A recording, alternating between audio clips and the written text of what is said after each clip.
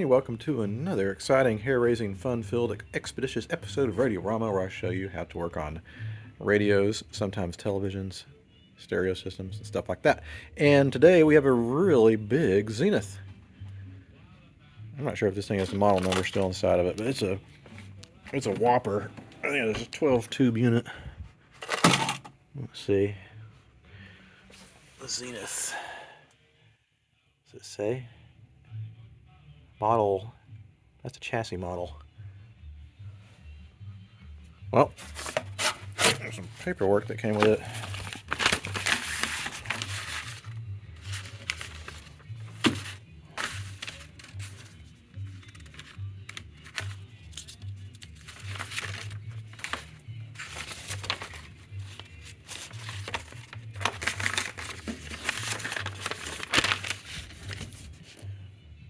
"1940 most popular diagrams."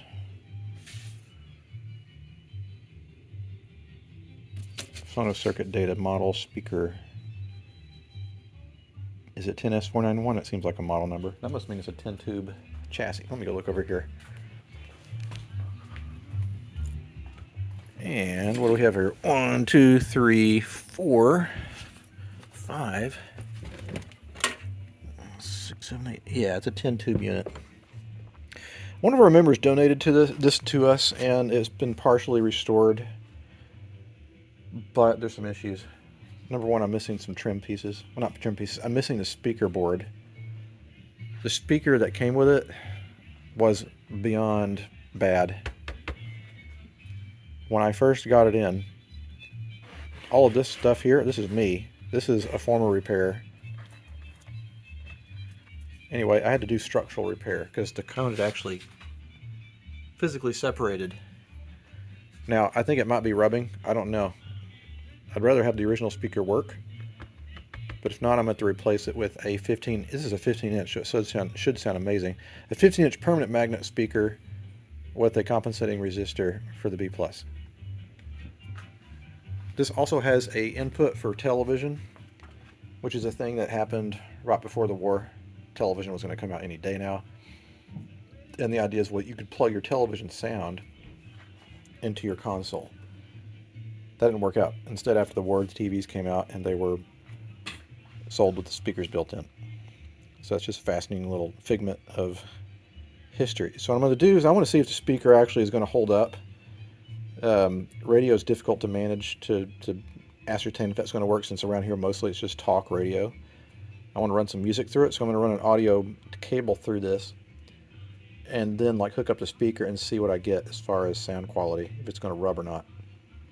Okay, it sounds all right. I've discovered that there is a way to adjust the center. There's these bolts here, and you can loosen them, and then you can, by feel, adjust the center. So what I'm going to do is, it's loosened up now. I'm going to put some paper shims all around that core. That should center it, and then we'll tighten it up and see if it works. Long story short, that speaker's hosed. It was so messed up that basically I cannot realign the core.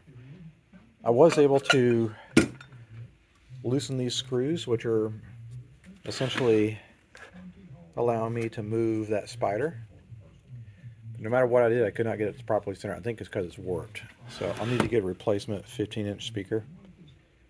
I'll need to figure out what's going on here, because we have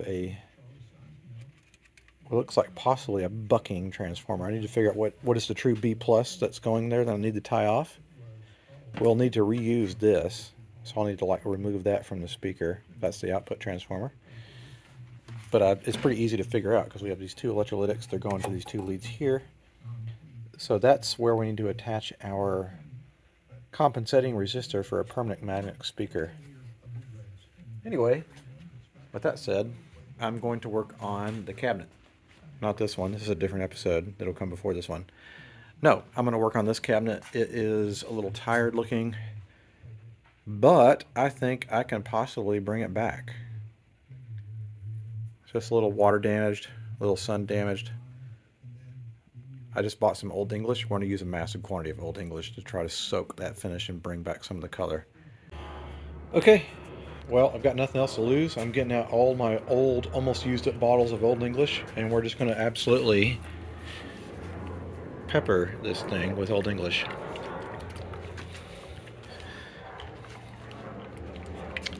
And the idea is that we're going to rub all of this Old English into the finish and try to bring back a lot of the wear. Well, we're going to try to hide and disguise the wear and tear, the blotches, the UV damage, the water damage, all the other things that's happened throughout this set's life. And it looks horrible. What we're going to do is rub that in with a paper towel. Should look a lot better once we're starting. Alright, so let's get to work. And you can see what this does. Just a great job of just kind of like disguising and hiding many years worth of wear and tear. And don't be afraid to use a lot of it. I kind of wish they sold this stuff by the gallon because I would totally buy it. But you get the idea. We're going to go over the whole thing with Old English, and hopefully that'll look a lot better once we're done. Switching gears dramatically, this is the result of spending about an hour scrubbing down and saturating this finish with Old English. It's really dried out, unfortunately. I don't have the bandwidth to strip and sand this thing down. I just want to make it presentable, and I think it's way more presentable than it was. Also, when we're talking about this radio, I also discovered, to my disappointment, that the speaker, I just can't get it to center right. It's going to rub, and so what I'm going to have to do is find a 15-inch permanent magnet speaker and add a compensating resistor to tie off the B+ that originally went to the field coil. Is it ideal? No, it's not super ideal, but it's the best I can do. So that's where we're at with this. Alright, welcome back to day number who knows on the big, huge Zenith console. I spent about an hour trying to recenter this cone after all the repair I did, and unfortunately there's a lot of warpage going on here. So jerry-rigged idea number one is I'm going to remove this and that and use the two in concert to power a permanent magnet speaker. And that means destroying this cone. And so I know you guys are probably going to be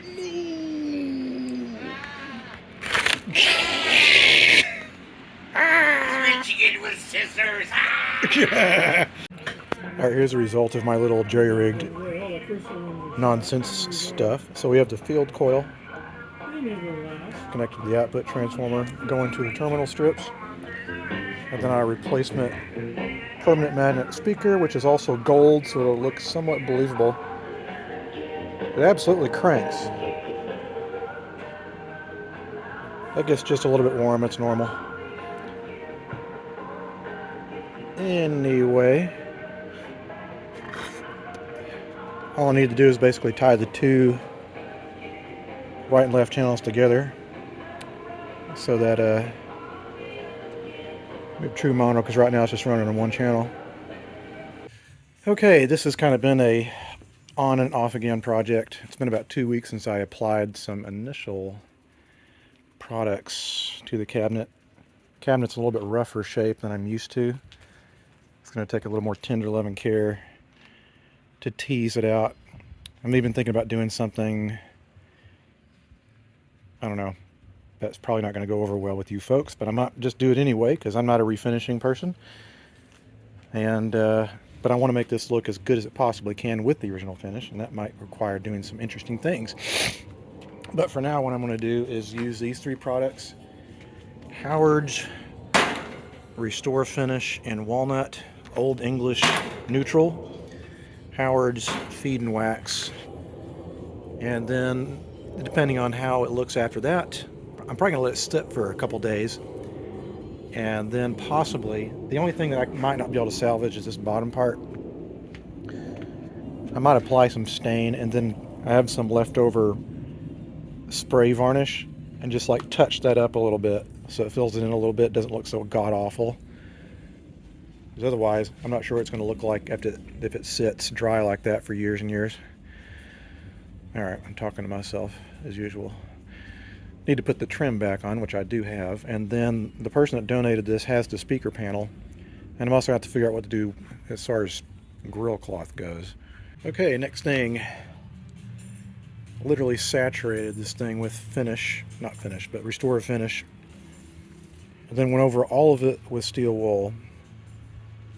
That way, even in the areas that are especially bad as finish goes, maybe it will even out just a little bit. In an attempt to draw attention away from the rough edges, the whole majority of the woodwork body is still in pretty good shape, and that'll buff right out. And to make a handy, quick job of it, I'm going to use my mechanical buffer and some Meguiar's Carnauba cleaner wax. There's a little ant crawling on it. Anyway, I don't like the synthetic stuff. It just seems like the natural plant-based stuff works a lot better. Don't be afraid to take your time and go slow. Sometimes it can take me longer to buff out the finish than it does to restore the electronics. But the more you do it, the better it's going to look. Okay, that's all I'm going to do on it as far as the finish for this evening. I was able to bring back a good bit of the gloss. The gloss. And there's a little bit of patches that are kind of rough in the top. But if I can keep it looking like this, the overall effect is that it looks good. It's presentable. It's just a little bit battered, which, there's some people that don't really mind something that looks a little bit beat up after all this thing is. When was this made? 1930. I didn't even get to look at the model number. What is this?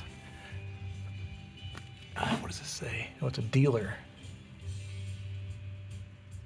Doesn't tell me anything. Usually there's a stamp. 10S491. I'm not good with my years when it comes to Zenith. I think it's probably, my guess is between 37 and 40. That's my guess. We'll see how wrong I am later. But anyway, I'm happy with this now. And so I think what I'm going to do now is reinstall some of the trim pieces. And what I also did, and this is not necessary, but I just felt like doing it, clean the interior. Some people repaint these blue. If you want to do that, it's fine. But again, we're kind of going for the original but worn look. Now we're going to have to retrofit a record player. Oh, shoot, the knobs, I took them off. Anyway, there's no record player in there. So we have a bunch of 40s record players that will probably drop in. It'll just be good for the look. The person who donated it, forgot what he did with the record player. Okay, well, welcome back to the Zenith, and it's actually been a little while since I worked on it, and the reason was because the person that donated it to us, he had to track down the speaker thingamabob, whatever you call it. I don't think it's the right one, honestly, but I'm gonna make it work. What I've decided to do is, if you look at these supports here, they're screwed and glued in. So they're actually pretty substantial. What I'm going to do is I'm going to drill holes and place this guy like so. It'll be screwed in. We'll get some nice lateral support that way. I want to go ahead and drill my holes, and then I'm going to install the grill fabric. It looks like we have one panel left. What's the original grill fabric? I'll take that off because I don't have any more of that fabric. I'm going to have to use a staple gun to attach the new stuff, which is not going to be the right grill cloth. It's too expensive. And this set is already going to be unoriginal with an unoriginal speaker. Blah, whatever. I know I can feel people through the internet displeased with my decision here, but that's what I'm going to do. Okay, welcome to day number whatever on the Zenith, and I got the grill cloth installed and the speaker, and it sounds stupid, but whatever that screw size is or bolt size is, it's a weird thread. I had to dig through just drawers of bolts to find the one that's finally fit there. And now what I'm going to do is I'm going to install the essentially the field coil assembly and the output transformer. I want to install it underneath here. That will go to the speaker, and the cable will go up through that hole to the back of the chassis. And then I'm going to flip it over and apply the trim to the front. And I might do a test fire by putting the chassis in. There's still some work I want to do on the chassis, namely install a safety fuse. I want to make sure the across the line cap is installed and just do a general once over, make sure we're all good, and install my audio input feature, which should be easy because I think it comes with a phono hookup. I can't remember. And then we'll see what's going on. Does it still work? Okay, I'm looking back at the chassis. It looks like actually there's already a safety fuse installed. I like to see that. And subsequently I didn't recognize this until just now. The 6x5 tube, which usually if they short can take out the transformer, has been replaced with I believe a 5W4 or a 5U4. It's much safer. These things just love to eat transformers. That's not the original transformer either, so that clearly was the case with this guy at some time in its past. So now what I'm going to do is add the oh so famous audio input. I've already added it. I guess I've forgotten all the stuff I did on this thing. I thought I still had work to do on it. It's been about 2 months since this first got in my garage. Anyway, I think it's actually almost ready to install, believe it or not. Well, I just realized something that's annoying. So I'm missing the trim plate for this side. So I'm at the contact, and plus I'm missing a few of these reproduction parts. So I need to reach out to the guy who donated this and see if he has that part. Otherwise I can't complete this, but I think bare minimum, what is this one? Is this tone? Yeah, it's this tone. I'm just going to shove it into the cabinet and see if it works and how it sounds. I'm actually curious. It's got this new speaker in there. Alright, well, here's my take. That's with both the phone and the radio turned up, so I need more gain. So I'm going to use a 6 volt to 120 ratio isolation transformer to increase that oomph, because this thing should be screaming. Alright, so I've added the ISO transformer, and then what that's going to do, because it's a 120 volt to 6 volt configuration, it's going to boost my signal. And so it should be a lot louder, because I mean that's a big ass 15-inch speaker from the 50s. It should absolutely be wailing. So I'm just going to give it a little more kick. This is like the equivalent of adding a little preamplifier.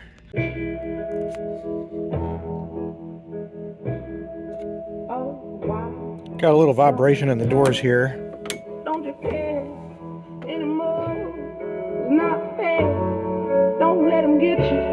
They took us both, and now I got to fish you.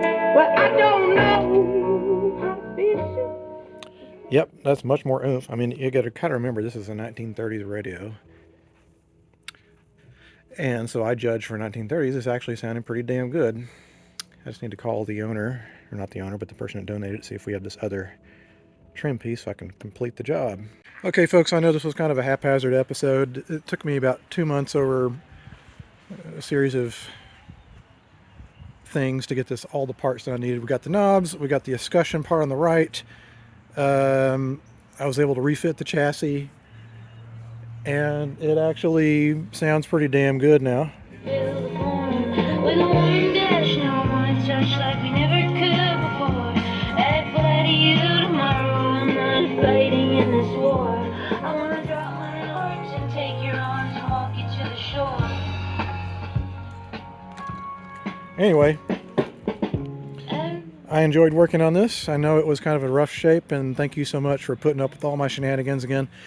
We're going to take this to the next show and probably price it pretty low, because a Zenith collector will be like, that's a total Franken radio. But it does sound good. It does display pretty well. And I think if someone just wants to have some interesting piece of furniture in the house that actually happens to sound good, this will be it for them. All right, guys, thanks so much for watching. If you have any questions or comments, you can get to me in the comments section down below. I've not been doing a very good job lately of responding because of my new job, so I apologize for that. And so until the next time that something comes across the workbench, I'll see you guys next time. Adios.